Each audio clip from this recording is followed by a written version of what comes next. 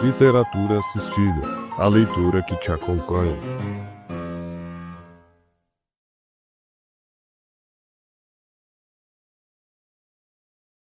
A arte da guerra. Documento 6. O sexto ponto. Ilusório e real.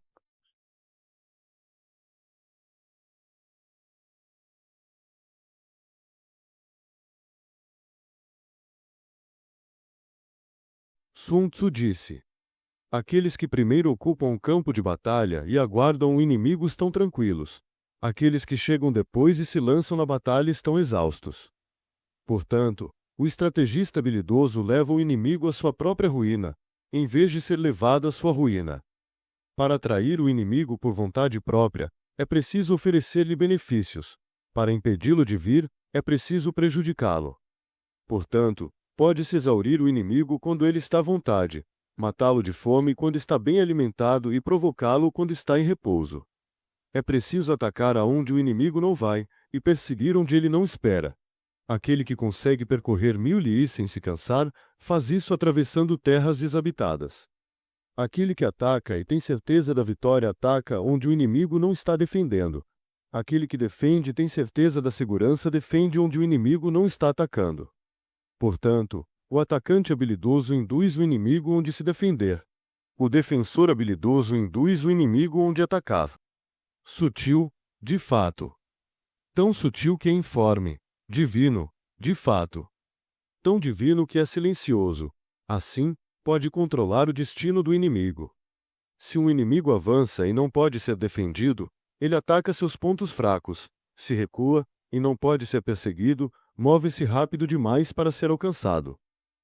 Portanto, se eu quiser lutar, mesmo que o inimigo tenha muralhas altas e fossos profundos, ele não terá escolha a não ser lutar comigo, porque eu ataco o que ele precisa defender. Se eu não quiser lutar, mesmo que eu trace uma linha no chão e a defenda, o inimigo não poderá lutar comigo, porque eu frustro seus planos. Portanto, se eu sou informe enquanto os outros são formados, então estou concentrado enquanto o inimigo está dividido. Se estou concentrado como um, e o inimigo está dividido em 10, então posso atacar um com 10, assim sou numeroso enquanto o inimigo é pequeno. Se alguém pode usar os muitos para atacar os poucos, então o número daqueles com quem luto será limitado. Se a localização das minhas batalhas é desconhecida, então o inimigo terá muitas defesas. Se o inimigo tem muitas defesas, então o número daqueles com quem luto será pequeno. Portanto, se alguém se prepara para a frente, a retaguarda ficará fraca. Se alguém se prepara para a retaguarda, a frente ficará fraca. Se alguém se prepara para a esquerda, a direita ficará fraca. Se alguém se prepara para a direita, a esquerda ficará fraca. Se alguém se prepara para tudo, então será fraco em todos os lugares. Ser fraco significa preparar-se para os outros. Ser numeroso significa fazer com que os outros se preparem para si. Portanto, se alguém conhece o local e o dia da batalha, pode entrar em combate a milhares de quilômetros de distância. Se não conhece o local nem o dia da batalha, então a esquerda não pode auxiliar a direita. A direita não pode auxiliar a esquerda, a frente não pode auxiliar a retaguarda. E a retaguarda não pode auxiliar a frente, quanto mais aqueles a dezenas de quilômetros de distância ou a apenas alguns quilômetros de distância.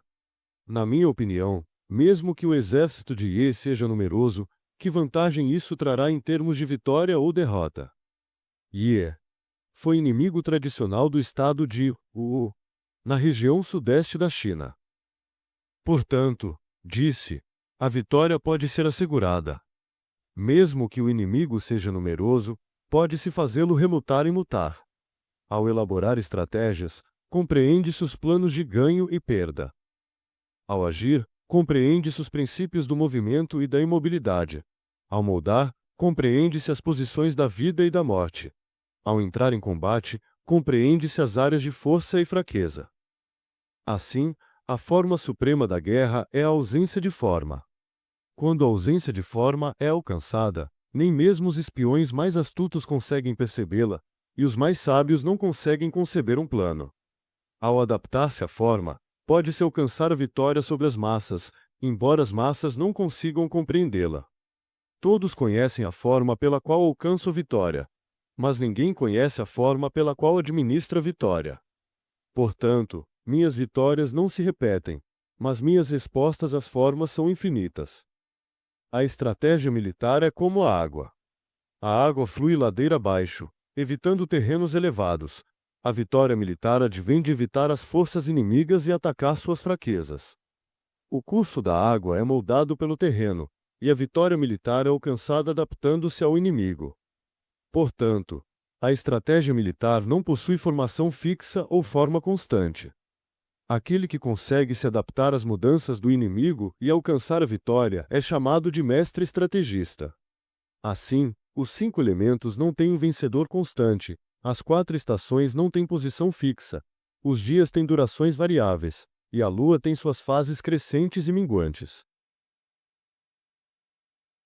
Nota editorial. O 6º documento de A Arte da Guerra aprofunda a dimensão mais sofisticada da estratégia, a dialética entre ilusão e realidade, entre forma e ausência de forma, entre presença e ausência. Sun Tzu desenvolve aqui uma teoria política do poder que se apoia na capacidade de moldar percepções, reorganizar expectativas e controlar o campo de possibilidades em que o inimigo opera. Ele afirma que aqueles que chegam primeiro ao campo de batalha permanecem tranquilos, enquanto os que chegam depois entram exaustos no conflito. Essa imagem simples revela uma compreensão extrema da vantagem estrutural, que impõe o tempo e o espaço da ação comanda não apenas o início da guerra, mas toda a definição do que é possível dentro dela. O estrategista vitorioso não reage às circunstâncias. Antes, cria o terreno sobre o qual o inimigo será forçado a reagir. A arte de induzir aparece como mecanismo central. Para atrair o inimigo, oferece-se benefício. Para afastá-lo, cria-se dano. Para exauri-lo, aproveita-se seu conforto. Para provocá-lo, seu repouso. Sun Tzu descreve aqui um modelo intricado de manipulação social, no qual a vulnerabilidade não nasce do erro voluntário do indivíduo, mas da maneira como suas condições são habilmente moldadas. No contexto da guerra, torna-se um processo de engenharia comportamental, no qual estímulos, escassezes e excessos são calculados para induzir respostas previsíveis. O documento fundamenta uma teoria certeira sobre controle social e psicologia coletiva. A ação de um ator é determinada pelo ambiente que outro ator constrói. O autor também traz uma reflexão sobre deslocamento e cansaço. Aquele que percorre grandes distâncias sem se esgotar o faz por terrenos desabitados, isto é, por espaços vazios de resistência. A metáfora indica que a economia de energia, física, social e institucional, depende da capacidade de escolher os caminhos em que o conflito não existe. A guerra eficiente é aquela que evita a fricção. Da mesma forma, o ataque eficaz ocorre onde o inimigo não se defende, e a defesa segura ocorre onde o inimigo não ataca. O estrategista torna-se, então, uma figura capaz de reorganizar o campo de expectativas, levando o inimigo a proteger o que não será atacado e a atacar o que não precisa ser defendido. É a manipulação da atenção, o controle do foco como arma política. Quando Sun Tzu descreve esse processo como sutil a ponto de ser informe, e divino a ponto de ser silencioso, ele está dizendo que a verdadeira estratégia é invisível, não deixa rastros e não pode ser antecipada. Quem domina a ausência de forma, controla o destino do inimigo. O poder mais eficiente não é aquele que se exibe, mas aquele que opera de forma quase imperceptível, reorganizando condições, limitando escolhas e induzindo comportamentos sem que o adversário perceba o mecanismo que o conduz. Ao desenvolver a ideia de concentração e divisão, Sun Tzu mostra que a vitória depende da simetria cognitiva. Se o exército está unido como um e o inimigo está dividido em 10, então os 10 não representam vantagem numérica, mas fragmentação estratégica. A multiplicação de defesas, quando o local do ataque é desconhecido, enfraquece o inimigo. Quanto mais uma estrutura tenta se proteger de múltiplas possibilidades, mais ela enfraquece sua capacidade real de ação. Essa é a forma mais disfarçada de vulnerabilidade. Preparar-se para tudo significa estar fraco em todos os lugares. Preparar-se apenas para aquilo que se escolhe significa obrigar o outro a dividir-se. Tornar-se numeroso é fazer com que o outro se prepare para você, e não o contrário, um princípio de soberania social que ecoa até as teorias políticas modernas. Sun Tzu discorre a questão ao afirmar que, Conhecer o dia e o local da batalha permitiria lutar com eficácia até mesmo a milhares de quilômetros. Sem essa informação, porém, nem as próprias tropas podem se auxiliar mutuamente. O ponto reflexivo é evidente. A informação organiza a solidariedade. A ignorância fragmenta a sociedade. Quando menciona o exército de Ye, numeroso, mas não necessariamente vantajoso, Sun Tzu reafirma que quantidade não é sinônimo de força. A sociologia contemporânea reconhece essa distinção. Números representam massa, mas massa não representa poder se não houver coesão, direção, ímpeto e clareza estratégica. A vitória pode ser assegurada mesmo diante de forças numericamente superiores quando se compreendem os princípios de ganho e perda, movimento e imobilidade, vida e morte. Ele está descrevendo uma análise estrutural, não moral. O poder é configuração, não quantidade. A defesa da forma suprema da guerra, que é a ausência de forma, é um dos pontos mais filosóficos do tratado. A verdadeira estratégia é aquela que não pode ser percebida nem prevista, que muda antes que o inimigo reconheça o padrão, que aparece apenas no instante em que já produziu efeito. Um poder que age sem ser visto, que governa sem aparecer, que vence sem deixar rastros legíveis. Ele afirma: todos conhecem a forma pela qual alcançam a vitória, mas ninguém conhece a forma pela qual administra a vitória. A administração da vitória é um processo tão importante quanto o confronto, pois define como o Estado transforma sucesso militar em estabilidade política. A comparação com a água, que flui descendo e evita os terrenos altos, sintetiza o documento. Assim como a água se adapta ao relevo, a estratégia deve se adaptar à forma. Não existe formação fixa, forma constante, doutrina eterna. Tudo é contingente e mutável, como as 4 estações, os dias e as fases da lua.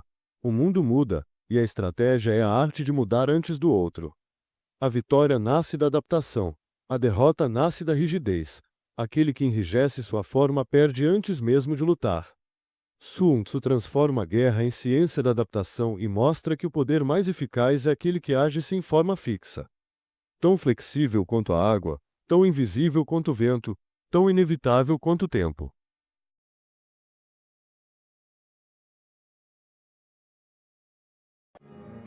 Continua no próximo capítulo.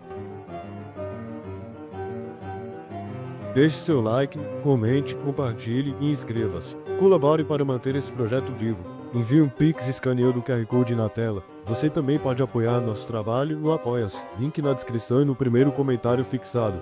Literatura assistida.